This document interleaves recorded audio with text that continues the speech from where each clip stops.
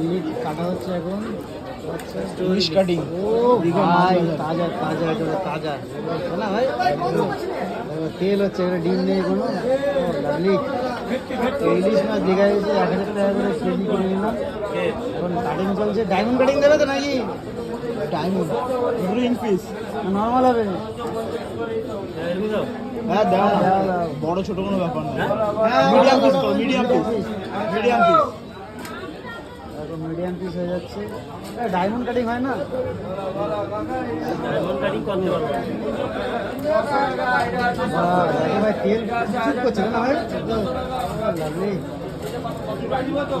কি করে ইলিশ কাটে দীঘা মাছ বা দীঘার মাছ বাজার, সেটা আমাদের সঙ্গে শেয়ার করছি ভাই। কটা পিস হয় দেখা যাক। দুটো হলো, বড়িটা অনেক ছোটো হয়ে গেছে। দাদার হাতের জন্য ঠিক আছে, দাদার হাত দিয়ে ছোটো ছোটো মাছের রুটি ছোটো। তিনটা হলো, 4টে 5টা মতো বেরোবে।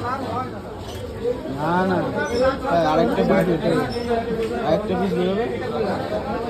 গন্ধটা কিন্তু আসছে, নাকে ভাসছে কিন্তু। তোমরা কি পাচ্ছ? কমেন্টে জানিয়ে দেবো। এটা জানি না। দেখুন হ্যাঁ একটু কম করে দাও। বন্ধুরা দীঘা মাছ বাজার 1000 টাকা এসে কিন্তু মাছ কাটা হয়ে গেল। 20 টাকা নিল কাটতে, 20 টাকা। 1000 টাকা 680 টাকা ইলিশ কাটছে 20 টাকা। 700 টাকা বললো, 680 কাটা টাকা কিন্তু কমপ্লিট।